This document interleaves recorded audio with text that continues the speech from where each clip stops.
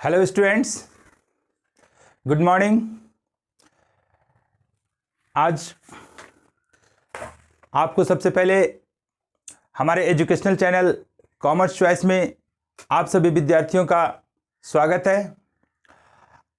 आज की क्लास में मैं कुछ इम्पॉर्टेंट एंड सेलेक्टेड क्वेश्चंस लाया हूं जो आपके एग्ज़ाम के लिए काफ़ी महत्वपूर्ण है।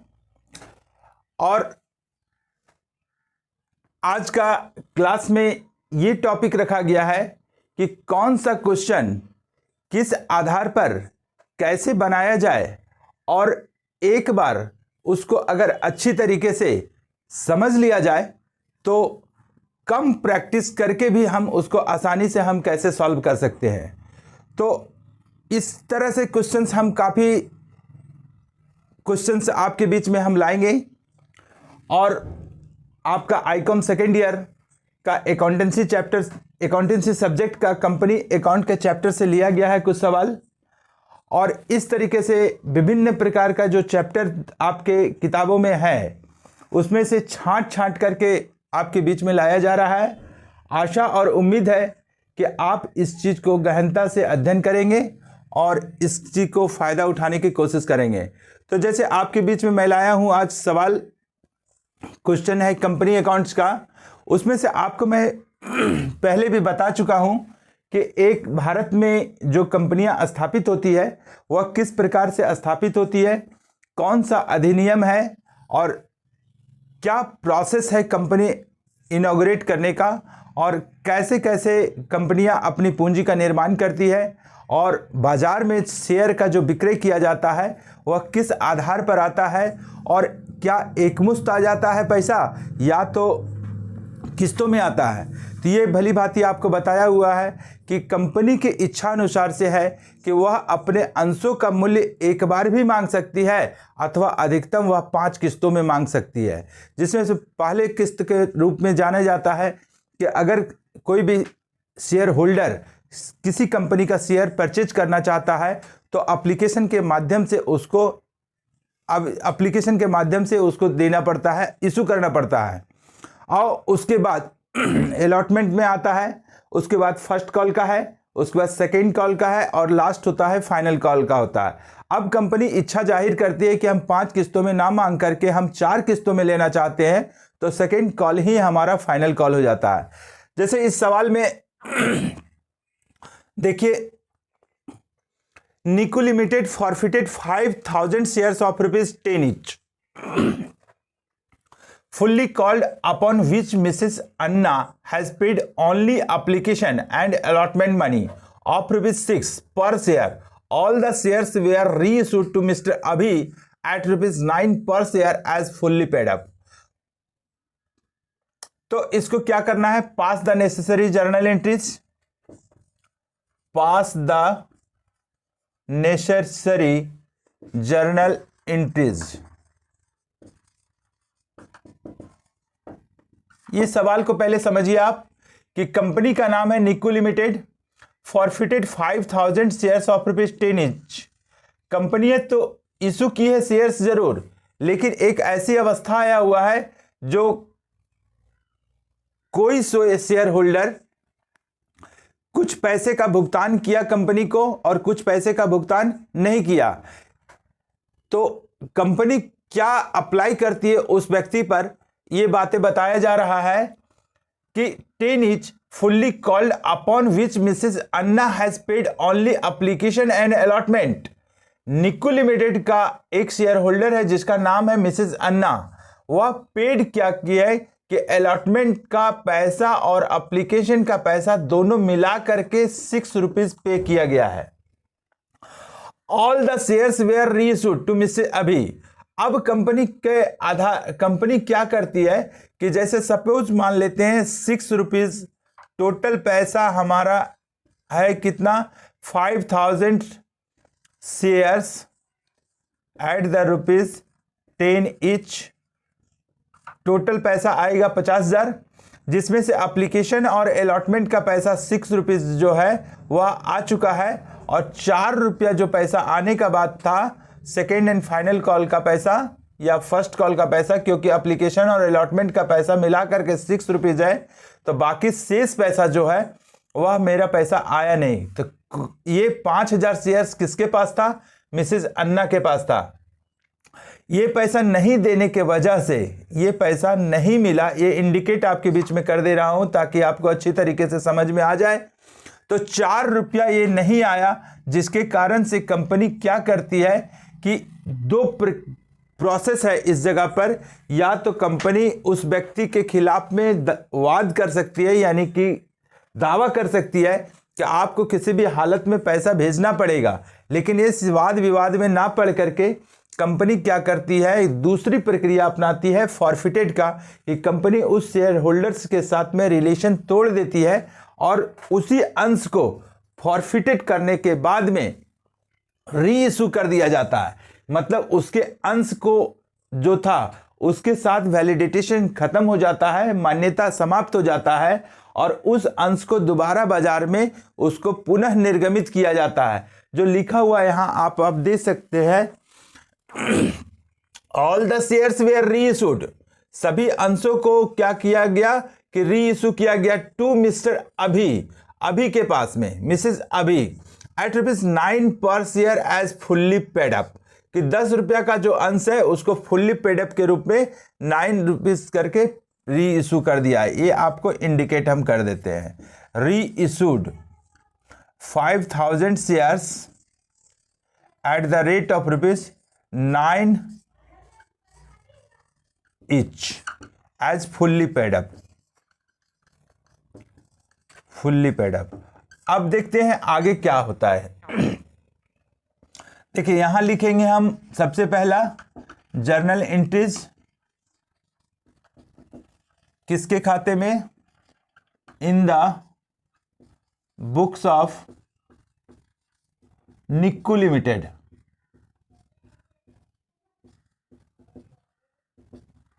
निक्कू लिमिटेड।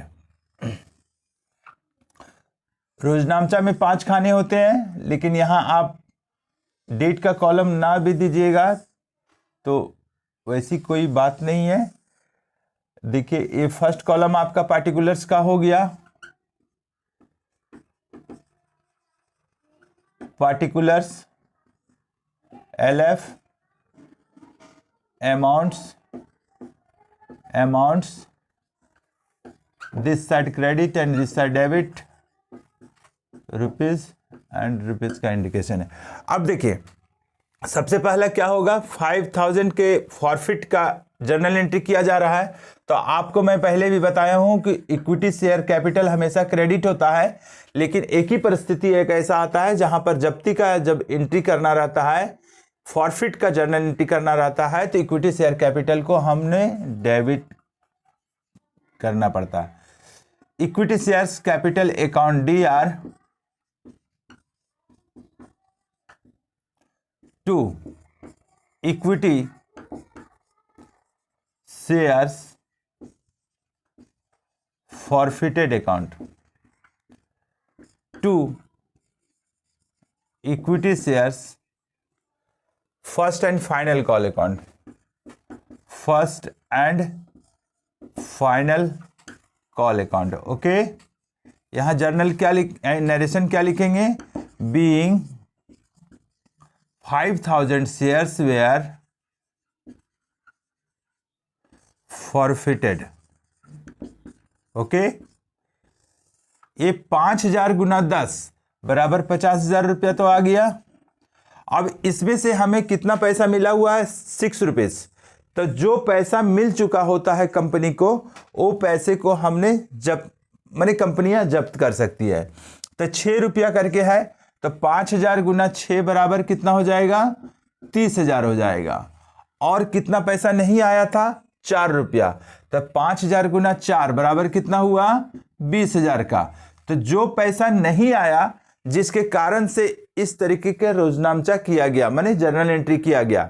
अगर कल्पना कीजिए कि ये पैसा अगर आ जाता 20,000, तो ये परिस्थिति नहीं आता। यानी इक्विटी शेयर कैपिटल हमेशा उस परिस्थिति में क्रेडिट करते जाते, क्योंकि आपको पहले भी पता है कि जब कोई भी बिजनेस कॉमेंस होता है या प्रारंभ किया जाता है, तो bank account DR to capital account लिखा जाता था। तो जस्ट लाइक वहां पर भी क्रेडिट हो रहा था कैपिटल अकाउंट, लेकिन ये परिस्थिति कैपिटल अकाउंट डेबिट इसलिए आया कि यहाँ पर पैसा नहीं आया, जिसके कारण से इस प्रकार का रोजनामचा किया गया। अगर पैसा आ जाता, कंपनी के पास पैसा आ जाता, तो इस प्रकार का रोजनामचा नहीं किया जाता। अब बात आता है क्या कि जब्ती का एंट्री तो हो चुका।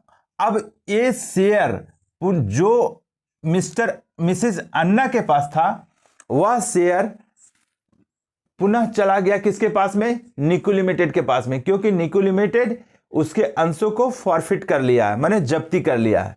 अब ये अंश अब निकू लिमिटेड के पास है जो 5000 अंश, ये पुनः मार्केट में री इशू का एडवर्टीजमेंट किया गया और कहा गया कि ये 10 रुपया का जो अंश है उसको 9 रुपया में री इशू किया जा रहा है। यानी आप कल्पना कर सकते हैं कि जो 10 रुपया का जो अंश है वह 9 रुपया में जारी किया गया। तो जनता सोच रही है क्या कि हमें 1 रुपया का डिस्काउंट दिया जा रहा है, और वास्तव बात है कि किसी प्रकार का डिस्काउंट अगर दिया जाता है तो निश्चित है कि कोई भी संस्था को नुकसान ही होता है। लेकिन आप इस जगह पर कल्पना कीजिए कि जो 10 रुपया का चीज 9 रुपया में बेचने के बाद भी कंपनी को नुकसान ना होकर के फायदा हो रही है। कैसे फायदा हो रहा है उसके बारे में देखिए। जो अंश को मैंने जब्त किया है वो अंश के संदर्भ में मेरे पास 30,000 रुपया एक्स्ट्रा पैसा आया हुआ है, और इस व्यक्ति को हम दे रहे हैं कितना? तो 5000 गुना 9 बराबर 45,000 रुपया आएगा। अब 5000 गुना 1 रुपया का डिस्काउंट जो हो रहा है वह 5000 रुपया का नुकसान हो रहा है। तो वो नुकसान कंपनी के लिए पूंजीगत लाभ के दृष्टिकोण से देखा जाएगा, क्योंकि यहां डायरेक्ट नुकसान ना होकर के क्योंकि एक ही सामान को वह 2 बार बेच रहा है, एक बार ना बेच करके 2 बार बेच रहा है।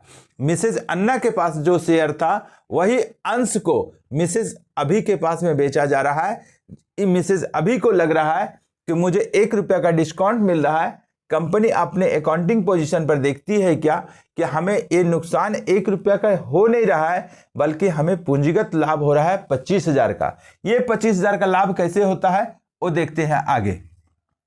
अब कंपनी री इशू का पोजीशन पर आती है। मिसेस अभी के द्वारा खरीदा गया ये अंश को, तो जो पैसा कंपनी के पास आ जाता है उसको हम लोग बैंक अकाउंट को डेबिट करते हैं।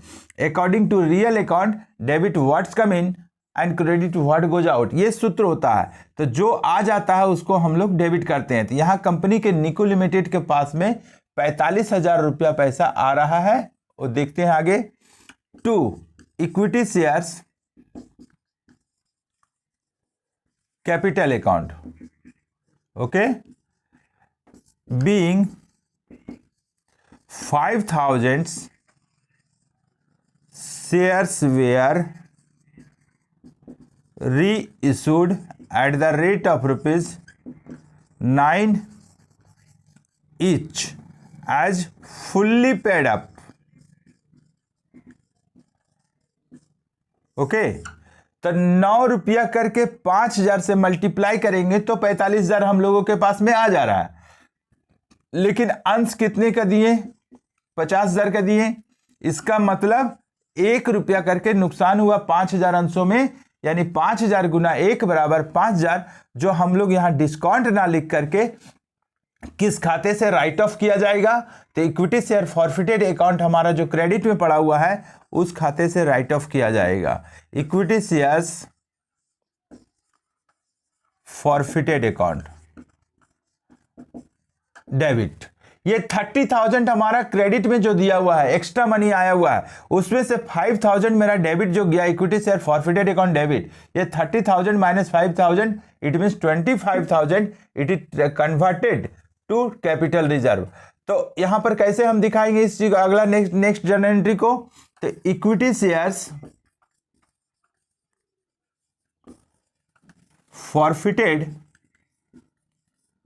Account debit to capital reserve account, to capital reserve account being amount of equity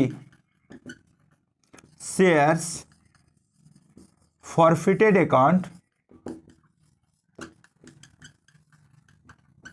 transferred to capital reserve account, capital reserve account।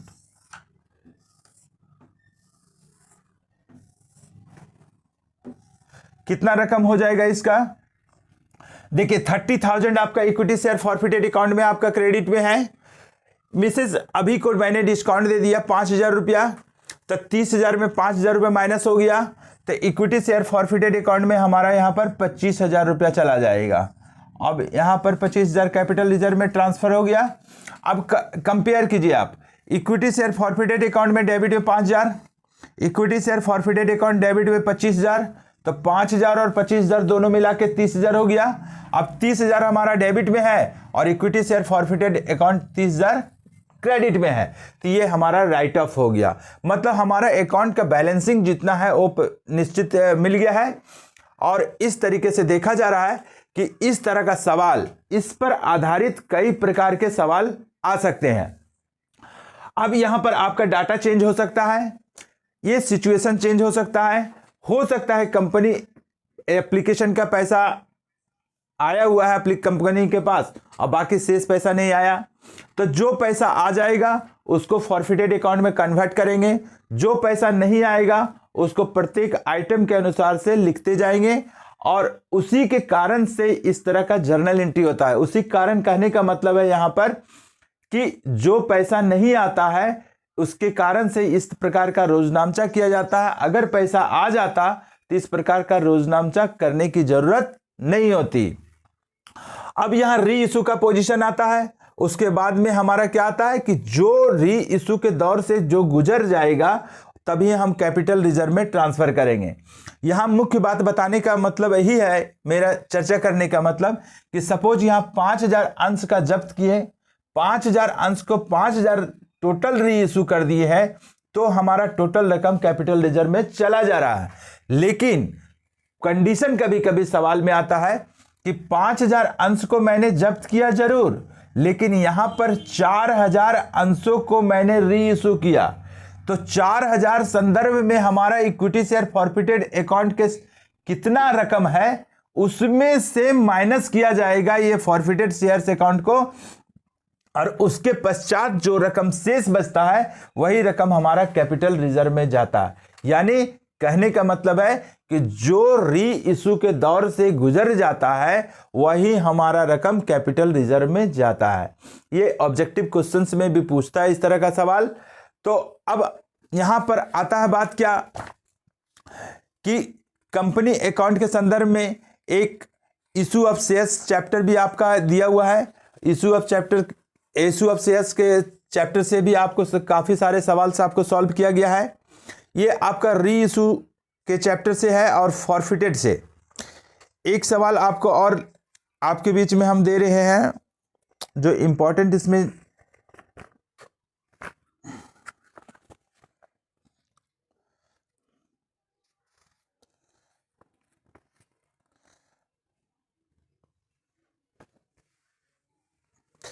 देखिए, क्वेश्चन है आपका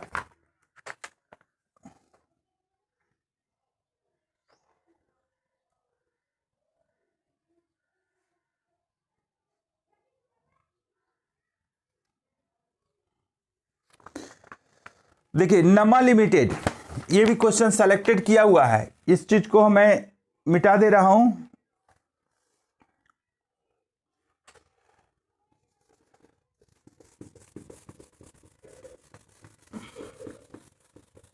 ये क्वेश्चंस आपका है,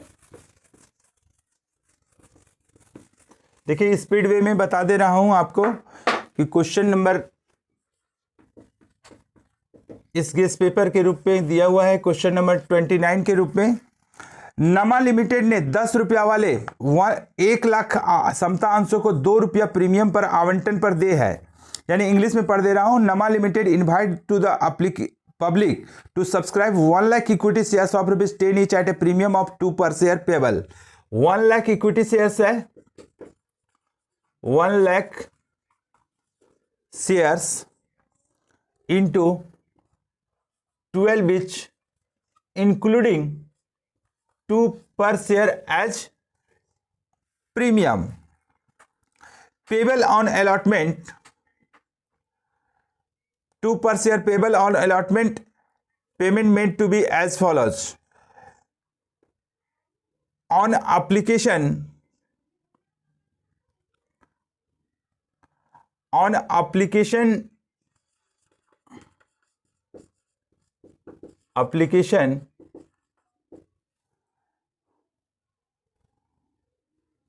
and allotment just like same 6 रुपया है, और बैलेंस जो है बैलेंस अमाउंट वह आपका दिया हुआ है 12 है। इसका मतलब है 6 और 4 10। देखिए यहां पर आपका अलॉटमेंट के साथ में प्रीमियम को जोड़ा गया है, तो 6 और 6 12 हो गया, यानी कि इसका फेस वैल्यू कितना होता है 4 रुपया हो जाएगा। 4 और 2 6 और 6 12, यानी कि 2 रुपया अलॉटमेंट के साथ में जुड़ा हुआ है। Applications were received, total applications received कर लिया गया है। था हमारा 1 लाख शेयर्स जारी किया हुआ, लेकिन हमें सब्सक्राइब्ड किया गया 80,000 शेयर्स। सभी पैसा मिल गया, लेकिन क्या होता है कि 80,000 shares calls was made and all the money received except on 5,000 shares which were forfeited. ये हमारा क्या हुआ कि जो इसका रकम जो दिया हुआ था, ये पैसा हमें कितने लोगों पर नहीं मिला, 5,000 शेयर्स वेयर नॉट पेड। मतलब ये पैसा हमें रकम नहीं मिला। बैलेंस अमाउंट का मतलब हो गया first call, first and final call पर। देखिए सवाल, सारा क्वेश्चन का सवाल यहां पर आ गया है। अब हम कैसे बनाएंगे इस चीज को, से देखिए इस चीज को मिटा देते हैं। देखिए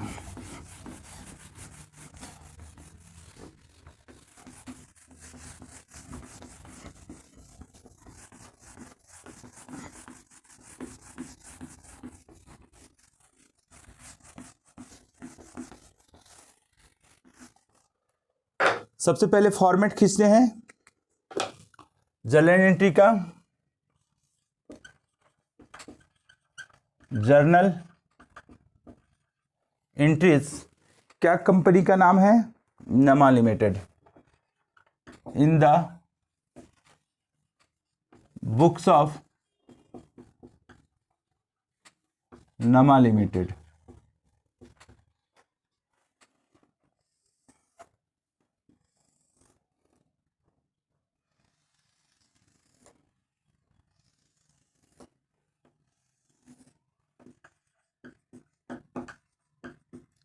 पर्टिकुलर्स एलएफ अमाउंट। अब देखिए यहां सबसे पहले कंपनी के पास में पैसा आएगा, एप्लीकेशन और अलॉटमेंट का एक ही साथ में किया हुआ है। Bank account DR to equity shares, application and allotment account being 1 lakh नहीं 80,000 पर चलेगा, 80,000 ही मिला हुआ है। 80,000 shares application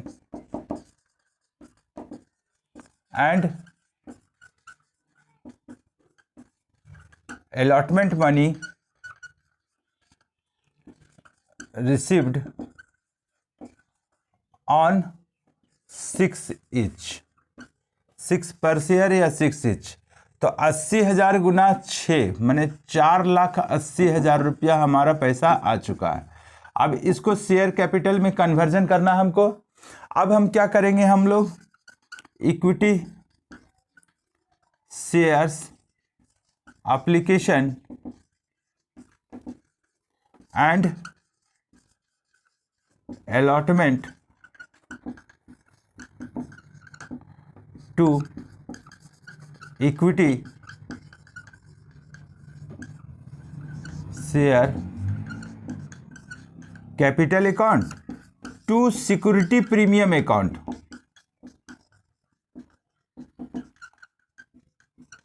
being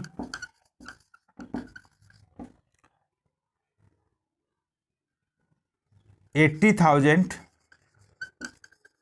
equity shares application and allotment money transferred to equity shares capital account. Okay, ये कन्वर्ट हो गया। कितना हो गया? 4,80,000। अब इसका काम तो फिनिश हो गया। अब बैलेंस अमाउंट हमारा जो है फर्स्ट एंड फाइनल कॉल के साथ में ही एडजस्ट करना है। तो इसका पहले अब कंपनी मांग करेगी equity shares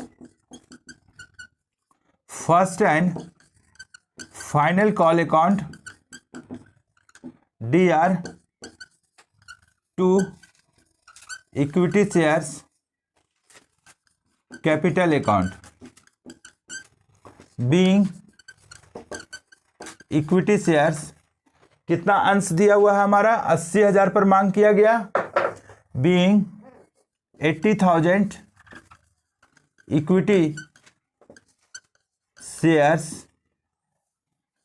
first and final call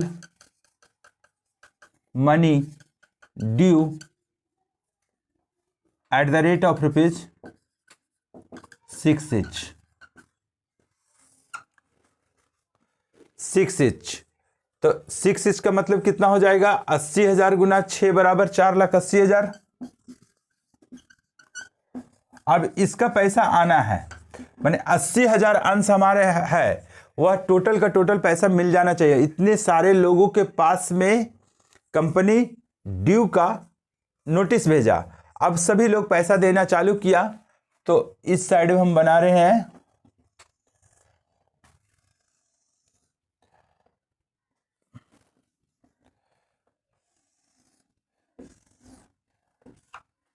अब क्या होगा, पैसा आएगा तो bank account DR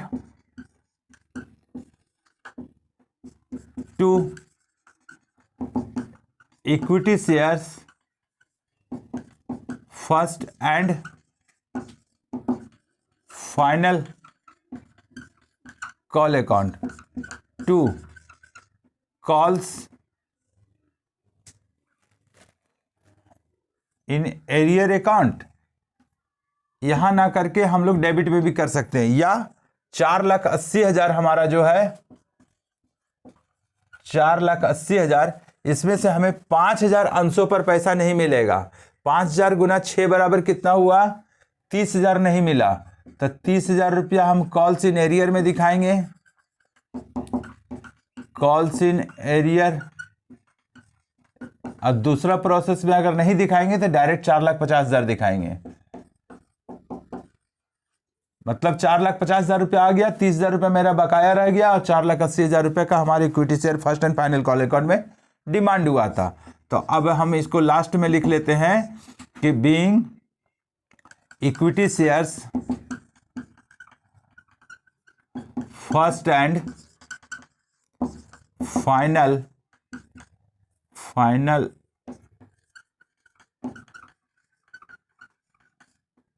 call money received on 75,000 shares at the rate of ₹6 each। 6 inch, तो कितना हो जाएगा 6 रुपया गुना 75,000, 4,50,000 रुपया हमारा आ जाता है। मतलब ये सवाल में दिखाया ही गया है कि इशू ऑफ शेयर्स चैप्टर का है ये, कि कंपनी जो है तो सबसे पहले अगर एप्लीकेशन और अलॉटमेंट दोनों पैसा रहता है, एक ही साथ डिमांड होता है, तो कंपनी को सबसे पहले पैसा मिलेगा bank account, DR to equity share application and allotment account 4,80,000। इसको कन्वर्ट करेंगे equity share application and allotment account DR to equity share capital account 4,80,000। उसके बाद डिमांड करेंगे equity share first and final call account DR to equity share capital account 4,80,000। लेकिन अब 4,80,000 नहीं आकर के 4,50,000 आएगा, क्योंकि 5,000 अंशधारकों ने पैसा नहीं दिया, यानी 75,000 शेयर्स वाले दिया। बैंक अकाउंट डीआर, एक call senior account DR to equity share first and final call account 4,80,000 में 4,50,000 मिला, 30,000 हमें नहीं मिला। मतलब this type of the question is very very important for your examination. If you get achieve the knowledge of this type of the question, you get good marks in your examination. आप अगर इन सभी सवालों को अगर अच्छी तरीके से समझ लेते हैं और गहनता से अगर अध्ययन करते हैं, तो एक बार प्रैक्टिस कर लीजिए, बार बार प्रैक्टिस करने की ज़रूरत नहीं आएगी। क्योंकि अगर एग्ज़ाम जब भी हो जाए, अगर आपके कंट्रोल में अगर रहेगा, तो सवाल को बढ़िया से समझने के बाद आंसर भी अच्छी तरीके से आप दे पाएंगे। तो ये आपका कंपनी अकाउंट से हम बहुत सारे सवाल से उठा रहे हैं, और आने वाले तिथि में बहुत सारे सवाल आपका प्रत्येक चैप्टर से लिया जाएगा, जो आपके इम्पोर्टेंट्स हैं, यानी सेलेक्टेड और इम्पॉर्टेंट क्वेश्चंस को डिस्कशन किया जा रहा है।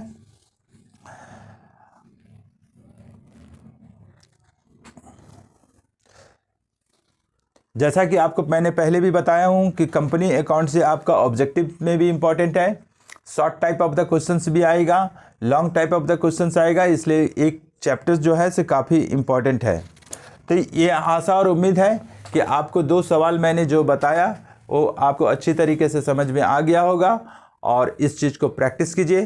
प्रैक्टिस करके आप स्क्रीनशॉट या बना करके आप भेजने का प्रयास कीजिए, ताकि मैं भी समझ सकूं कि आप लोग इस चीज़ पर कितनी गहनता से अध्ययन करते हैं। Okay, thank you.